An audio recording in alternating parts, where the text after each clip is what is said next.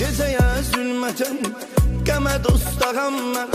Gəl danış dərdini, sənə ortağam mən. Payıza düşələn kimsəsiz bağam mən. Bağ verdi bağı bana əziyyət. Olsun ömrüm belə, bunu istəməzdim. Gedəndə deyərdim, sənə dur deməzdim. Qərarın qəfildi, bunu gözləməzdim. Edəsən eşqə xəyanət. Sənə safdı sevgim, bunu danmadım ya. Bezmədim nazından, mən usanmadım ya. Sevdim səni sonsuz, heç utanmadım ya. Çəkirəm indi xəcalət.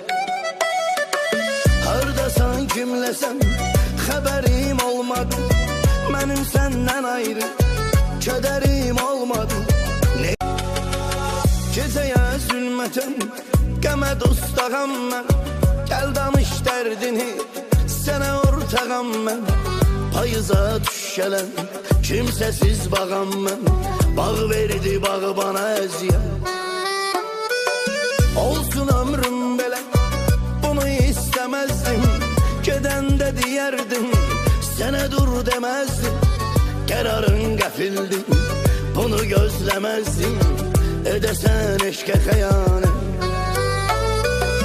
Sənə safdı sevgim, bunu danmadım ya. Bezmədim nazından, mən usanmadım ya. Sevdim səni sonsuz, heç utanmadım ya. Çəkirəm indi xəcalət. Hardasan, kimləsən, xəbərim olmadı.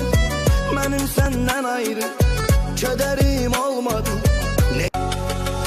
Gecəyə zülmətən qəmə dostağam mən. Gəl danış dərdini, sənə ortağam mən. Payıza düşələn kimsəsiz bağam mən. Bağ verdi bağı bana əziyyət. Olsun ömrüm belə, bunu istəməzdim. Gedəndə deyərdim, sənə dur deməzdim. Qərarın qəfil